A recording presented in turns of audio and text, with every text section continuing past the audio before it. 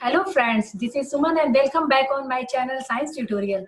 और आज मैं क्लास 10th का चैप्टर 12 का इलेक्ट्रिसिटी का सेकेंड वीडियो ये लेके आई हूँ जो करंट के ऊपर है। और मैंने जब फर्स्ट वीडियो छोड़ा था तो मैंने आपको ये बोला था कि ये फिजिक्स का लेसन है और इसको हम बुक से थॉरोली केवल रीड नहीं कर सकते हैं, तो आपका वीडियो वो लेंदी हो जाएगा। इसलिए मैंने इसको, करंट बहुत इंपॉर्टेंट है और कैसे प्रोड्यूस होता है इसको समझना बहुत जरूरी था, इसलिए इसलिए मैंने इसके लिए फिर सेपरेट वीडियो बनाने की सोची। तो मैं वही वीडियो आज बना रही हूँ करंट पे। और अगर आपको वीडियो पसंद आता है देन लाइक शेयर और सब्सक्राइब करना ना भूलें, क्योंकि मैंने बार बार ये चीज रिपीट किया है कि आफ्टर कंप्लीशन ऑफ कोर्स, मतलब जब ये 10th का पूरा सिलेबस कंप्लीट हो जाएगा तो मैं second set of sample paper produce दूंगी अपने चैनल पे, वीडियो उसके अपलोड करूंगी। और अभी तो मैं फर्स्ट सेट अप करते जा रही हूँ। आप अगर मेरे उसमें जाएंगे, प्लेलिस्ट में जाएंगे तो इम्पोर्टेंट नोट्स वगैरह और जिसमें आपके इम्पोर्टेंट क्वेश्चन पेपर है उसमें आप देख सकते हैं कि कैसे मैंने ऑनलाइन आपको टेस्ट कराया है। और इसके अलावा गूगल फॉर्म भी मैं देते जा रही हूँ जिससे कि आप सेल्फ इवेलुएट कर सके। तो गूगल फॉर्म का मैं लिंक भी वीडियो के साथ अटैच करते जा रही हूँ। और अपने वीडियो को मैं और भी जगह, मैं फेसबुक के ग्रुप पे भी शेयर करती हूँ। मेरा एक फेसबुक का भी ग्रुप है। कभी कभी ऐसा होता है कि मुझे कोई सर्कुलर इमीडिएट देना होता है सीबीएसई का या कुछ भी, अगर उस सर्कुलर में 1 या 2 दिन का टाइम है और देना जरूरी है तो at that time I do not record, मैं रिकॉर्ड नहीं करती। मैं प्रिंट मीडिया से स्नैप्स लेके और फेसबुक वाले उस पे ग्रुप पे, अपने ग्रुप पे अपलोड कर देती हूँ। तो बहुत सारी इंफॉर्मेशन ऐसी है जो कि हम यूट्यूब पे नहीं दे सकते हैं क्योंकि हमारे पास टाइम नहीं होता है रिकॉर्डिंग का। और बहुत सारे जो ऐसी चीजें हैं जिसको हम वहां नहीं कर सकते हैं फेसबुक पे। तो मैंने फिर ये दोनों प्लेटफॉर्म सेलेक्ट किया कि दोनों तरह की जो चीजें होगी मैं उसको शेयर कर दिया करूंगी। तो अगर वो ग्रुप भी आपको ज्वाइन करना है देन वो ग्रुप ओपन है, आप ज्वाइन कर सकते हैं, अपने सजेशन दे सकते हैं। और उस ग्रुप का जो लिंक है वो मेरे डिस्क्रिप्शन बॉक्स में सबसे नीचे मिलेगा, आप उसको क्लिक करेंगे तो आप ज्वाइन कर सकते हैं। तो अगर वीडियो पसंद आता है देन लाइक शेयर और सब्सक्राइब करना ना भूलें। और चलिए, हम अपना टाइम वेस्ट नहीं करेंगे और हम सीधे चलते हैं आपको लेके, कहाँ पे चलेंगे हम, एनसीईआरटी बुक को की तरफ स्क्रीन शेयर करेंगे। तो हमने पीछे यहाँ तक चार्ज तक छोड़ा था, लेकिन थोड़ा हम बैक से देख लेंगे क्योंकि ये इंटर रिलेटेड है। सबसे पहले तो हम ये वाले लाइन को अंडरलाइन कर देंगे। Conventionally in an electric circuit, जब सर्किट क्या होता है, जो करंट के फ्लो को पूरा करता है और मेन टारगेट तक पहुंचाता है, तो उसको हम सर्किट बोलते हैं। Direction of electric current is taken as opposite to the direction of flow of electron. अब इसका क्या मतलब है? आपको पता है कि इलेक्ट्रिसिटी जो प्रोड्यूस होती है वो कैसे प्रोड्यूस होती है? वो फ्लो ऑफ इलेक्ट्रॉन से होती है। इलेक्ट्रॉन जो मूव करता है मेटल से तब होता है। और मेटल गुड कंडक्टर होते हैं, वो इसी रीजन से होते हैं। मेटल गुड कंडक्टर इसी कारण से होते हैं क्योंकि उनके पास फ्री इलेक्ट्रॉन्स होता है और वो फ्री इलेक्ट्रॉन्स को मूव कराने में हेल्पफुल होते हैं, मूव करा लेते हैं। तो क्यों कराते हैं हम इसको जरा देख लेते हैं। आपको मैं एक एग्जांपल देती हूँ। मान लो कोई मेटल है, कोई भी मेटल आप मान लो, कॉपर वगैरह कुछ भी मान लो। तो आप मान लो ये कॉपर का मेटल है या किसी भी चीज का, आयरन वगैरह का कुछ किसी का मान लो, ये एक मेटल है पूरा। मेटल में ये ढेर सारे एटम्स होंगे। एक अगर मेटल का टुकड़ा है तो उसमें ढेर सारे एटम्स होंगे, आपको पता है। और ये metal good conductor of electricity होता है। वो इसी वजह से होता है कि इनके आउटर मोस्ट ऑर्बिट में, इनके आउटर मोस्ट ऑर्बिट में इलेक्ट्रॉन फ्री होते हैं। फ्री होते हैं मतलब इसके पास भी इलेक्ट्रॉन है, इनके पास भी इलेक्ट्रॉन है, सभी के पास इलेक्ट्रॉन आउटर मोस्ट में फ्री होते हैं। और फ्री क्यों होते हैं? फ्री इसलिए होते हैं कि प्रोटॉन, आपको पता है कि केमिस्ट्री में प्रोटॉन जो सेंटर में होता है, प्रोटॉन सेंटर में होता है, वो इक्वल और अपोजिट चार्ज होता है इलेक्ट्रॉन से। इलेक्ट्रॉन अगर निगेटिवली चार्ज है तो प्रोटॉन कैसा होगा? पॉजिटिवली चार्ज होगा। तो ठीक है, तो आपको ये तो पता ही है कि इलेक्ट्रॉन और प्रोटॉन जो होते हैं वो एक एटम में होते हैं, लेकिन प्रोटॉन तो अपनी जगह पे फिक्स होता है, वो तो मूव नहीं करता है। तो मूव कौन करेगा? Outer most electron. Outer most electron क्यों मूव करता है? मेटल्स में क्यों मूव करता है? नॉन मेटल में नहीं करता है। मेटल्स में इसलिए करता है क्योंकि प्रोटॉन और इलेक्ट्रॉन के बीच की दूरी ज्यादा होने से उनके बीच का फोर्स ऑफ अट्रैक्शन जो है वो कम हो जाता है। तो आउटर मोस्ट इलेक्ट्रॉन फ्री होता है मूव करने के लिए पूरे मेटल के सरफेस में, मेटल के अंदर। और इस वजह से ये क्या बनाता है, मेटेलिक बॉन्ड बना लेता है। मेटेलिक बॉन्ड का मतलब है कि ये इलेक्ट्रॉन अगर इस एटम पे है तो ये यहाँ भी चला जाएगा, यहाँ भी घूम लेगा, यहाँ भी घूम लेगा, मतलब एक साथ किसी के साथ ये बॉन्ड नहीं बना पाएगा, ये घूमते रहेगा पूरे कंटेनर में या पूरे जो मेटल का कंडक्टर है उसमें घूमते रहेगा। जब ये मूव करते रहेगा तो इसी से इलेक्ट्रिसिटी प्रोड्यूस हो रही है।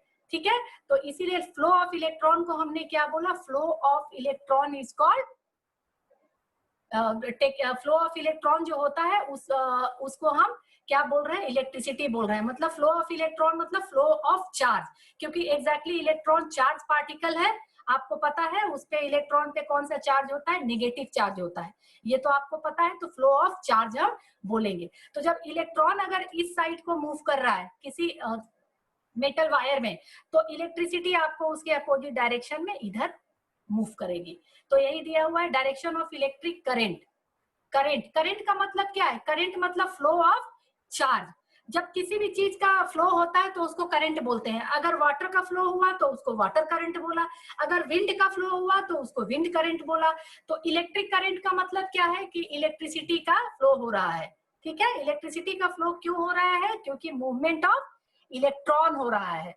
ठीक है, तो मूवमेंट ऑफ इलेक्ट्रॉन क्यों हो रहा है, मेटल में ही हो रहा है क्योंकि वो फ्री है मूव करने के लिए। और नॉन मेटल में क्यों नहीं होता है, क्योंकि नॉन मेटल, मान लो मैं कार्बन की बात करूं, कार्बन में ढेर सारे आपके, अगर एक कार्बन का छोटा सा टुकड़ा लिया उसमें ढेर सारे कार्बन के एटम है, तो हर कार्बन का एटम का आउटर मोस्ट में 4 इलेक्ट्रॉन होता है, हर इलेक्ट्रॉन दूसरे कार्बन एटम से जुड़ जाता है, तो उसके पास फ्री इलेक्ट्रॉन नहीं है। ठीक है, कोवलेंट बॉन्ड से वो जुड़ गया। लेकिन मेटल में क्या है, कोवलेंट बॉन्ड नहीं होता है और मेटेलिक बॉन्ड बन जाता है। मेटेलिक बॉन्ड टेम्पररी एक तरह से बॉन्ड नहीं है, वो पूरे मेटल के कंटेनर में जो है इलेक्ट्रॉन मूव कर रहा है, तो वो फ्लो करा रहा है, चार्ज को कैरी कर रहा है, इधर उधर लेके जा रहा है, तो इसलिए इलेक्ट्रिसिटी जो है, इलेक्ट्रिक करंट प्रोड्यूस हो रहा है। तो ये हमारा मेन था, मैं इसको रब कर दूं, अब इसको मैं क्लियर कर दूं। तो मैं यही बताना चाह रही थी, अब आपको आगे मैं बता रही हूँ, सॉरी, आगे मैं बताना चाह रही हूँ आपको, पेज को स्क्रॉल अप करूं।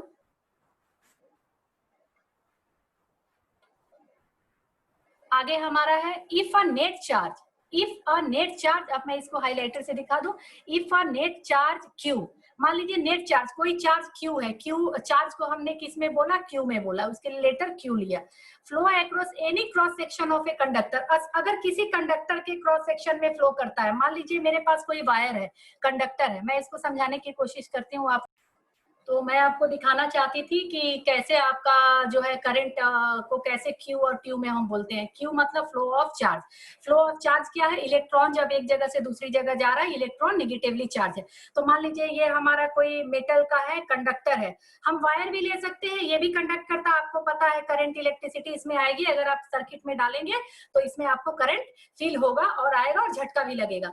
तो कहने का मतलब है करंट को कैसे मेजर किया जाता है, फ्लो ऑफ चार्ज मतलब मान लीजिए कि मैंने यहाँ तक का एरिया रखा कि हमें इतने एरिया में जानना है कि कितना करंट फ्लो हुआ, पूरे में नहीं जानना है, मान लीजिए इतने में जानना है, तो हम ये बोलेंगे कि फ्लो, इलेक्ट्रिक करंट का मतलब है कि फ्लो ऑफ चार्ज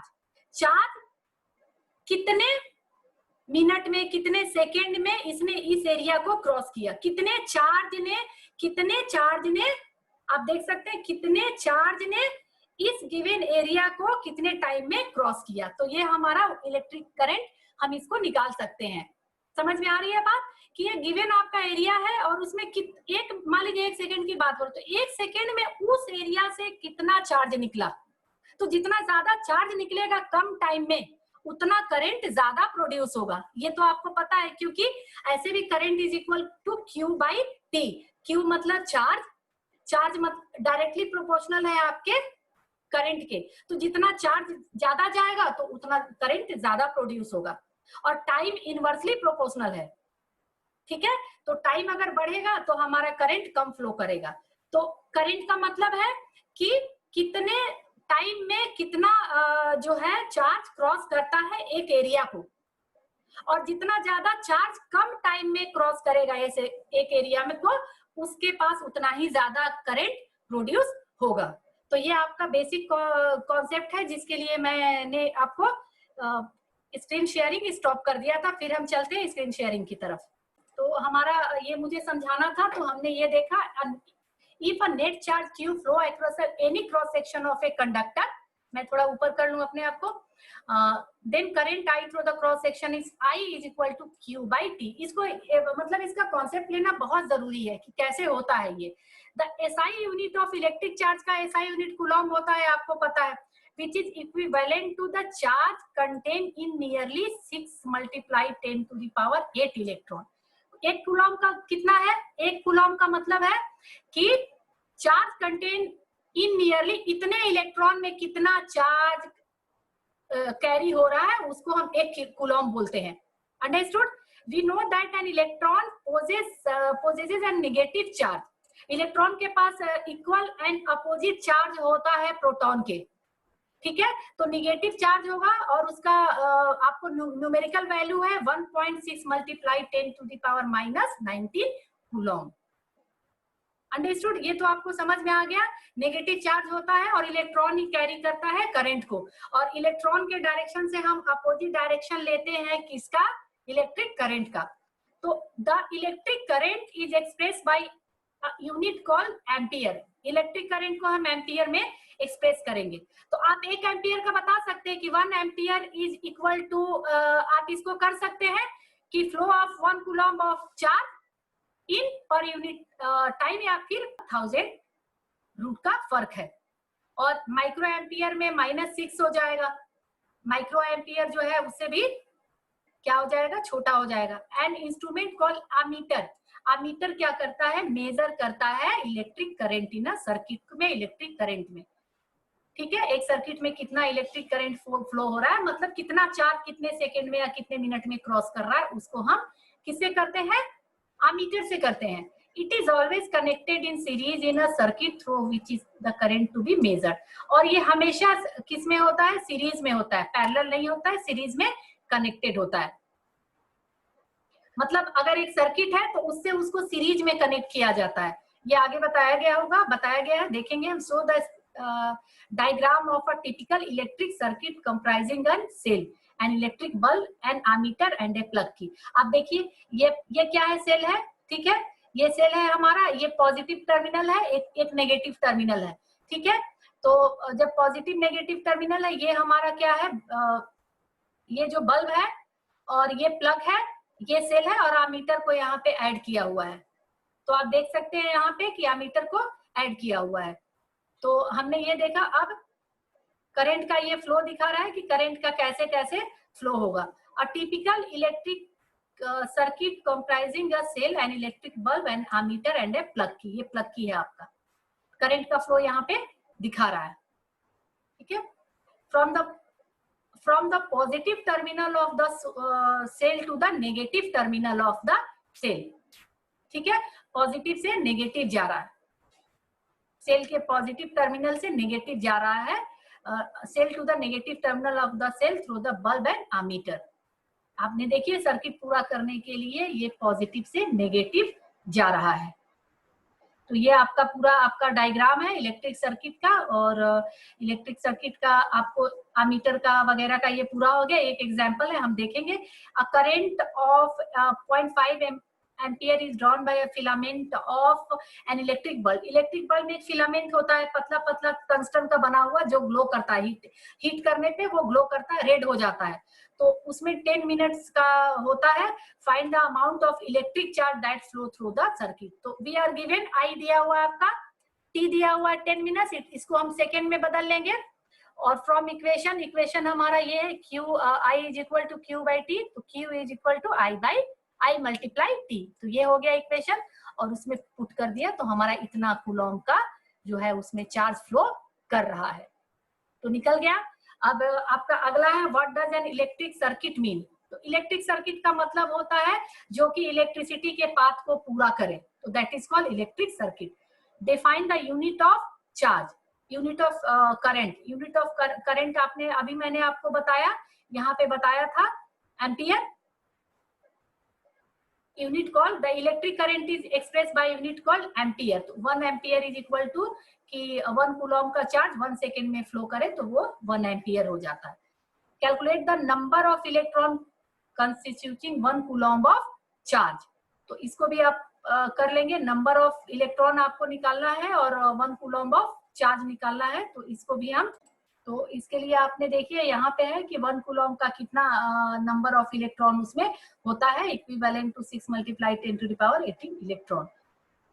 तो ये इससे आपका निकल जाएगा पूरा। आप इसको अच्छे से यहाँ से आप कैलकुलेट कर लीजिए और इस सेक्शन को आप रीड आउट कर लीजिए और इससे आपका सारा जो है निकल जाएगा।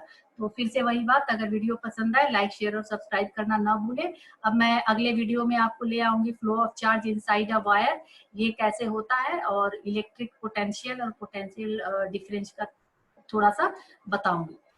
तो फिर हम आगे देखेंगे कि flow of charge inside a wire कैसे होता है। तब तक देखिए, लाइक शेयर और सब्सक्राइब कीजिए। Thank you.